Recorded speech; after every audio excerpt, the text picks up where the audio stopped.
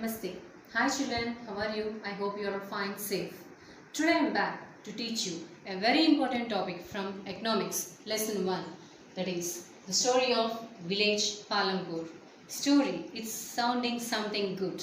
Yes, today we are going to discuss an imaginary village in the western part of Uttar Pradesh, that is Palampur. So before going to start the topic, let us have a small warming up session. That is, we all had a great time in our hands now. Simply to say, we are having a time bank. That means time is the most precious thing for us. So, once you know the value of time, take time to work because it gives you the price of success. Take time to work. It gives you strength. Moreover, we can say that it is a time that will make you to reach to your destination. So, time is most precious than anything in the world. So, let us start the topic back, and do remember, time is the most valuable thing. You just manage the time in a proper way. Now, coming to the story of village Palampur. Now, why we need to discuss of the village? Because villages are the very important areas where the basic concepts of production can be discussed. So, now we are going to discuss about the production process, how villages are being supporting to them. So, coming to Palampur. First of all, when we discuss of a village, the immediate thing that strikes into our mind is the main occupation of any village is farming. In the same way, even in Palampur also the first main occupation is farming, and followed by dairy farming, transportation, next shopkeeping, some small scale businesses, etc.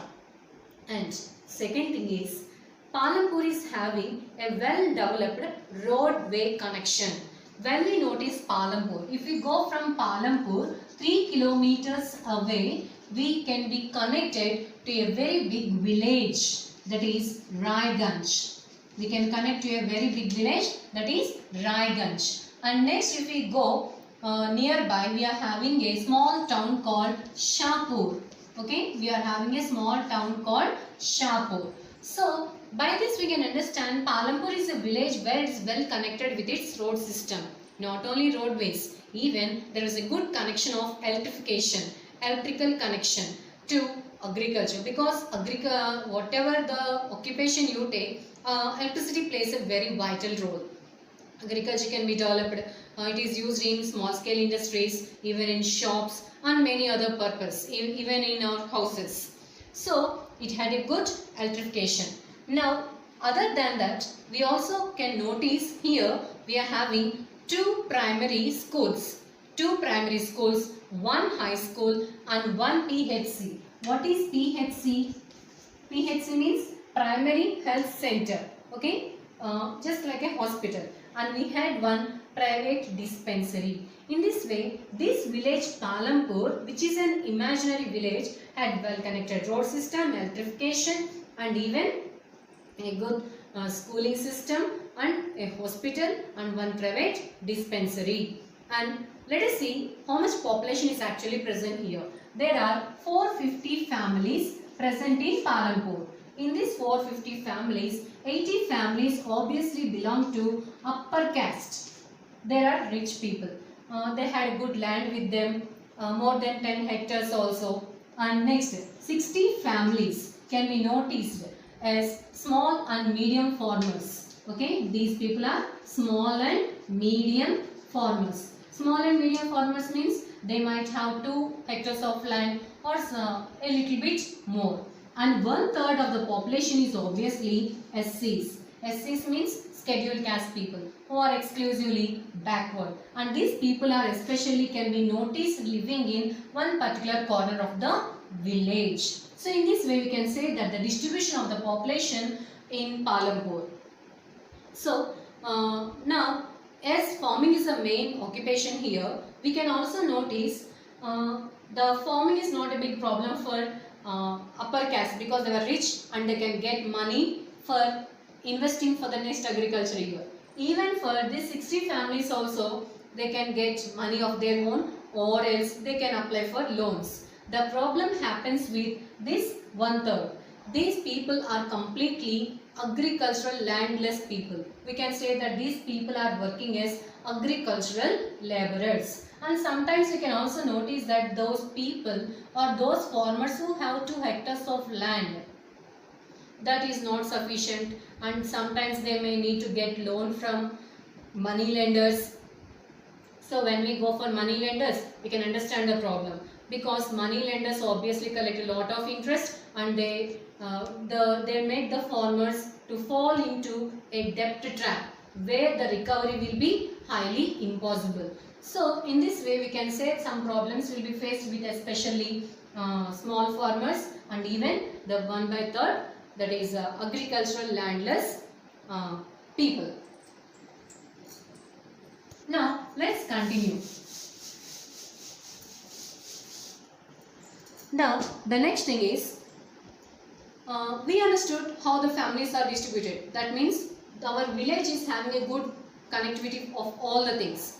So now let us see how the village is connected with production process. So let us see how organization of production is going on.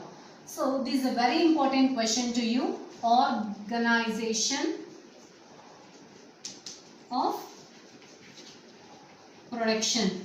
So for production purpose, we need 4 important things. 4 requirements are very important for the production process. Before going to know the 4 requirements of production process, let us know what is the most important aim of production. What may be the aim of production? The aim of production is to provide goods and services. It is a 1-mark question to you. The main aim of production process is to produce goods and services. So let us know what are the 4 requirements of production. One is land, labor, physical capital,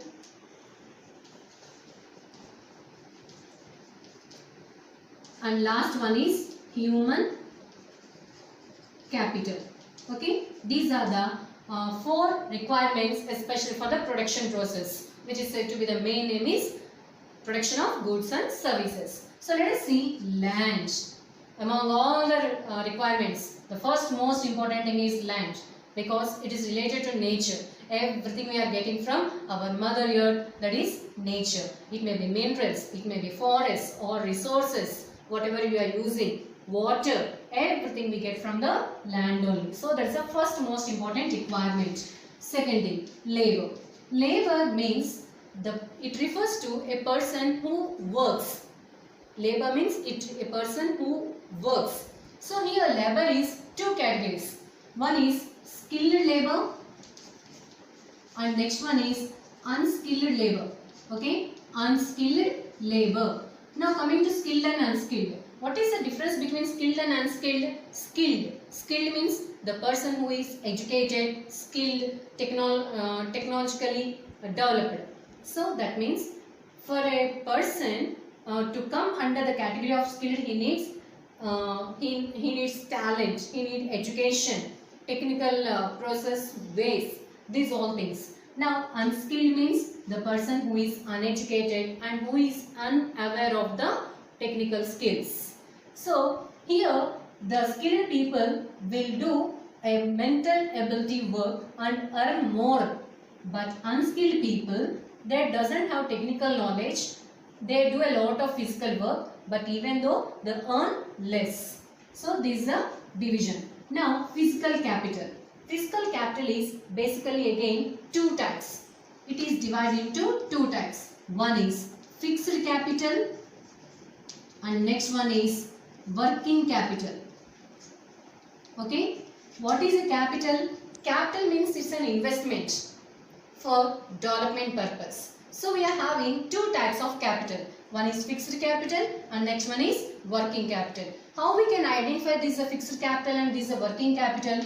Fixed capital means the capital that is used, if it is used once, then there is no need to keep investment again and again. Example, tools, machinery, buildings. These tools, machinery and buildings, once if we do investment, there is no need to do investment every year. So that is why it is said to be fixed capital. Next, working capital. Working capital means the materials, the raw materials what we need to buy every time and the money in the hand. That comes under working capital. We need money every time and at the same time we need some raw materials for the production process. This comes under working capital. I am saying again, fixed capital means once if we do investment, there is no need to do it repeatedly. Examples, tools, machinery, buildings. Fixed capital means the capital which is invested on raw materials and the money in the hand. Okay, and last one is human capital. Human capital is very important because without human capital, whatever the resources we have, those are of no use at all. So, human capital. How is this human capital important? In human capital, we need to discuss about a word called entrepreneur. Entrepreneur means a risk taker. Any person who is going to start an industry is obviously taking a risk. Risk means he is taking himself a risk whether it may be success or a failure. So he is called as an entrepreneur. So human capital is humans with their skills and everything, they develop all this production process. So these are the foremost important organs of production: land, labor, physical capital and human capital. So in this way we can say that these are the some of the important aspects of this lesson. We shall meet back in the next class. Thank you.